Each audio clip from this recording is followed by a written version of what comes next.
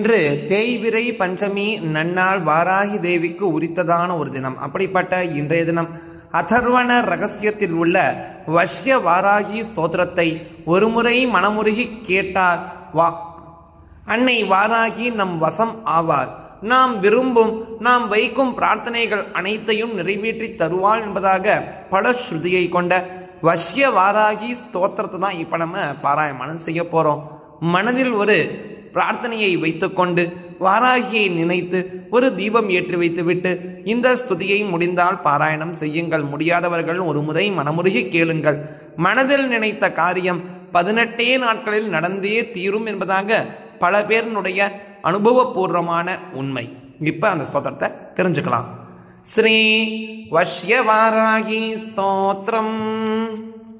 அஸ்ய ஸ்ரீ வஷ்ய வாராகி ஸ்தோத்திர மகாமந்திரஸ்ய நாரத ரிஷிஹி அனுஷ்டுப் சந்தஹ ஸ்ரீ வஷ்ய வாராகி தேவதா ஐம் பீஜம் க்ளீம் சக்திஹி க்ளௌம் கீலகம் மம சர்வவசார்த்தே ஜபே விநியோகः.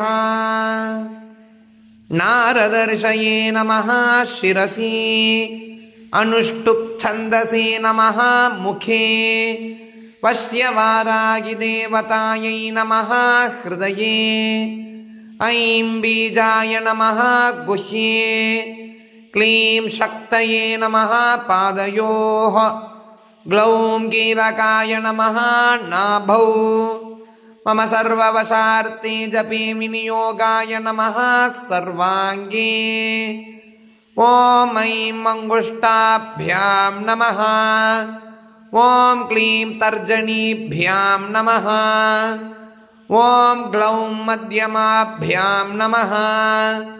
ஓம் அஸ்வாரூடா அநாமிகாभ्यां நமः. ஓம் சர்வவஸ்யமாராஹ்யை கனிஷ்டிகாभ्यां நமः. ஓம் மம சர்வவசங்கரி குருகுருடஹடஹ கரதளகரபிருஷ்டாभ्यां நமः. ஓம் ஐம் ஹிருதயாய நமः. ஓம் க்ளீம் சிரசே ஸ்வாஹா. ஓம் க்ளௌம் சிகாயை வசட். ஓம் அஸ்வாரூடா கவசாயுகம். ஓம் சர்வவஸ்யமாராஹ்யை நேத்ரத்ரயாய வௌஷட். ஓம் மம சர்வவசங்கரி குருகுருடஹடஹ அஸ்த்ராய பட். தியானம். தாரே தாரிணி தேவி விஸ்வஜனனி பிரௌಢ பிரதாபான்விதே தாரே திக்ஷு விபக்ஷ யக்ஷ தலினி வாசாச்சலா வாருணி லக்ஷ்மீகாரிணி கீர்த்திதாரிணி மகா சௌபாக்ய சந்தாயினி ரூபம் தேகி யசஸ்ச தேகி சததம் வஷ்யம் ஜகத்யாவ்ருதம். லம் பிருத்திவ்யாத்மிகாயை கந்தம் பரிகல்பயாமி. ஹம் ஆகாசாத்மிகாயை புஷ்பம் பரிகல்பயாமி. யம் வாய்வாத்மிகாயை தூபம் பரிகல்பயாமி. ரம் அக்ஞாத்மிகாயை தீபம் பரிகல்பயாமி. வம் அமிர்தாத்மிகாயை நைவேத்யம் பரிகல்பயாமி. சம் சர்வாத்மிகாயை சர்வோபசாரான் பரிகல்பயாமி. ஓம் ஐம் க்ளீம் க்ளௌம் அஸ்வாரூடா சர்வவஸ்ய வாராகி மம சர்வவசங்கரி குருகுருடஹடஹ. ஓம் ஐம் க்ளீம் க்ளௌம் அஸ்வாரூடா சர்வவஸ்ய வாராகி மம சர்வவசங்கரி குருகுருடஹடஹ. ஓம் ஐம் க்ளீம் க்ளௌம் அஸ்வாரூடா சர்வவஸ்ய வாராகி மம சர்வவசங்கரி குருகுருடஹடஹ. ஓம் ஐம் க்ளீம் க்ளௌம் அஸ்வாரூடா சர்வவஸ்ய வாராகி மம சர்வவசங்கரி குருகுருடஹடஹ. ஓம் ஐம் க்ளீம் க்ளௌம் அஸ்வாரூடா சர்வவஸ்ய வாராகி மம சர்வவசங்கரி குருகுருடஹடஹ. ॐ ऐं क्लीं ग्लौं अश्वारूढा सर्ववश्यवारागी मम सर्ववशङ्करी कुरु कुरुटः टः। ॐ ऐं क्लीं ग्लौं अश्वारूढा सर्ववश्यवारागी मम सर्ववशङ्करी कुरु कुरुटः टः। ॐ ऐं क्लीं ग्लौं अश्वारूढा सर्ववश्यवारागी मम सर्ववशङ्करी कुरु कुरुटः टः।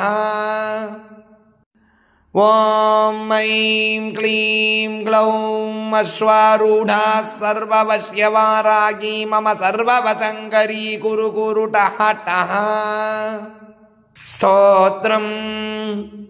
अश्वारूढे रक्तवर्णे स्मितसौम्यमुखाम्बुजे राज्यश्री सर्वजन्तूनां वशीकरणनायिके वशीकरणकार्यार्थं पुरा देवेन निर्मिता तस्मात् पश्य वारागी सर्वान् मे वशमानय। यथा राजा महाज्ञानं वस्त्रं धान्यं मगावसु मह्यं ददाति वारागी यथा त्वं वशमानय। अन्तर्बहिश्च मनसि व्यापारेषु सभासु च यथा मामेवं स्मरति तथा वश्यं वशं कुरु।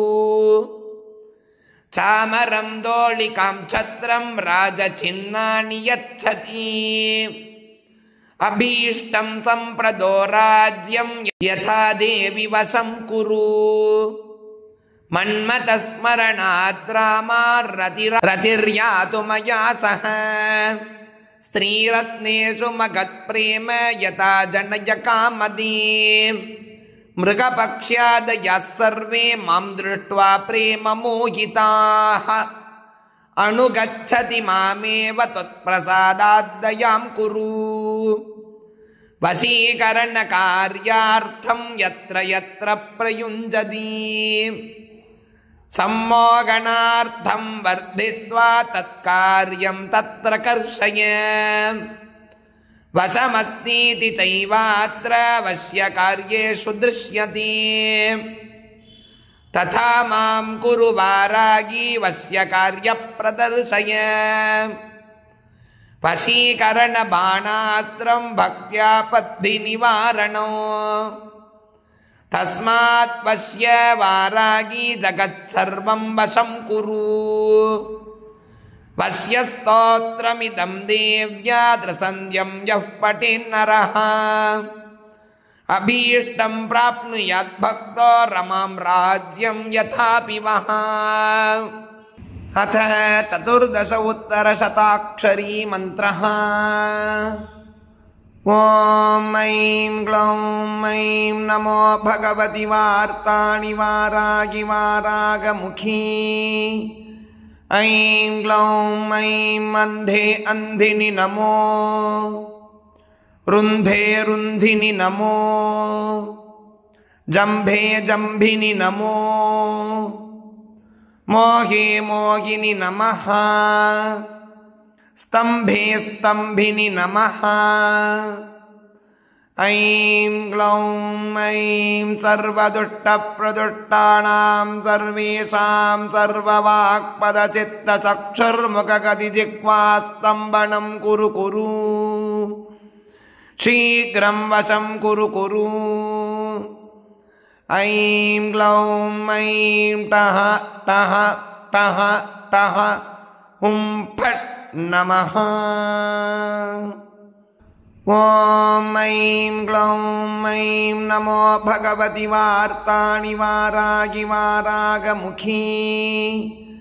ऐं ग्लौं ऐं अन्धे अन्धिनि नमो रुन्धे रुन्धिनि नमो जम्भे जम्भिनि नमो मोहे मोहिनि नमः स्तम्भे स्तम्भिनि नमः। ऐं ग्लौं ऐं सर्वदुष्टप्रदुष्टानां सर्वेषां सर्ववाक्पदचित्तचक्षुर्मुखगदिजिह्वास्तम्भनं कुरु कुरु शीघ्रं वशं कुरु कुरु ऐं ग्लौं ऐं टः टः टः टः हुं फट् नमः ॐ ऐं ग्लौं ऐं नमो भगवति वार्ताणि वारागि वारागमुखी ऐं ग्लौं ऐं अन्धे अन्धिनि नमो रुन्धे रुन्धिनि नमो जम्भे जम्भिनि नमो मोहे मोहिनि नमः स्तम्भे स्तम्भिनि नमः ऐं ग्लौं ऐं सर्वदुष्टप्रदुष्टानां सर्वेषां सर्ववाक्पदचित्तचक्षुर्मुखगदिजिह्वास्तम्भनं कुरु कुरु शीघ्रं वशं कुरु कुरु ऐं ग्लौं ऐं टः टः टः टः हुं फट् नमः ॐ ऐं ग्लौं ऐं नमो भगवति वार्ताणि वारागि वारागमुखी ऐं ग्लौं ऐं अन्धे अन्धिनि नमो रुन्धे रुन्धिनि नमो जम्भे जम्भिनि नमो मोहे मोहिनि नमः स्तम्भे स्तम्भिनि नमः ऐं ग्लौं ऐं सर्वदुष्टप्रदुष्टानां सर्वेषां सर्ववाक्पदचित्तचक्षुर्मुखगदिजिह्वास्तम्भनं कुरु कुरु शीघ्रं वशं कुरु कुरु ऐं ग्लौं ऐं टः टः टः टः हुं फट् नमः ॐ ऐं ग्लौं ऐं नमो भगवति वार्ताणि वारागि वारागमुखी ऐं ग्लौं ऐं अन्धे अन्धिनि नमो रुन्धे रुन्धिनि नमो जम्भे जम्भिनि नमो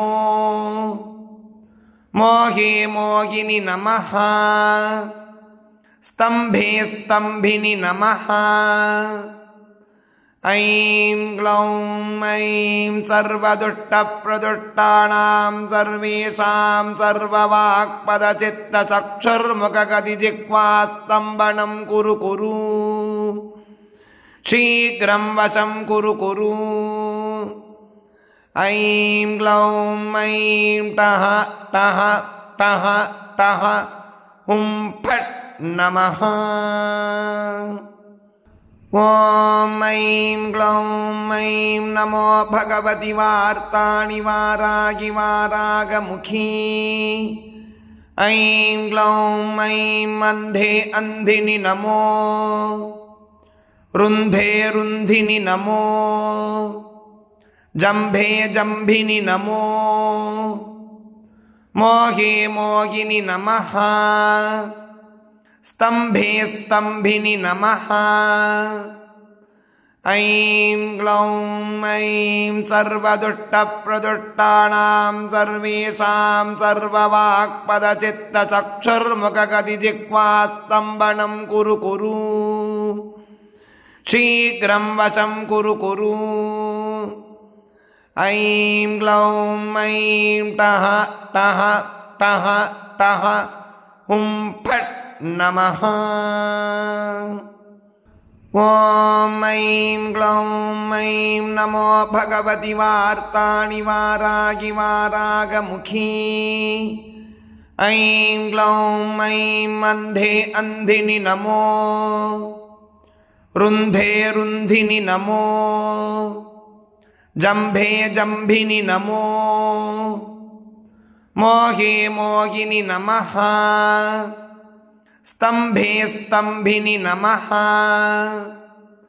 ऐं ग्लौं ऐं सर्वदुष्टप्रदुष्टानां सर्वेषां सर्ववाक्पदचित्तचक्षुर्मुखगतिजिह्वास्तम्भनं कुरु कुरु शीघ्रं वशं कुरु कुरु ऐं ग्लौं ऐं टः टः टः टः हुं फट् नमः ॐ ऐं ग्लौं ऐं नमो भगवति वार्ताणि वारागि वारागमुखी ऐं ग्लौं ऐं अन्धे अन्धिनि नमो रुन्धे रुन्धिनि नमो जम्भे जम्भिनि नमो मोहे मोहिनि नमः स्तम्भे स्तम्भिनि नमः ऐं ग्लौं ऐं सर्वदुष्टप्रदुष्टानां सर्वेषां सर्ववाक्पदचित्तचक्षुर्मुखगतिजिह्वास्तम्भनं कुरु कुरु शीघ्रं वशं कुरु कुरु ऐं ग्लौं ऐं टः टः टः टः हुं फट् नमः इति अथर्वरहस्ये वश्यवारागी स्तवस्तोत्रं சம்பூர்ணம். ரொம்ப அற்புதமானது. 108 அக்ஷரங்கள் உடைய பல பேர் அறியாத வாராகி மந்திரத்தை உங்களுக்காக இன்றைய தினம் பதிவிடப்பட்டிருக்கு. தெரியாத பேருக்கு பகிருங்கள். இவர்களும் வேண்டும் கூறி நாளைக்கு இன்னொரு பதிவோடு சந்திக்கலாம். ஜெய் ஜெய் சங்கர, ஹர ஹர சங்கர, மகாபிரிவா போற்றி.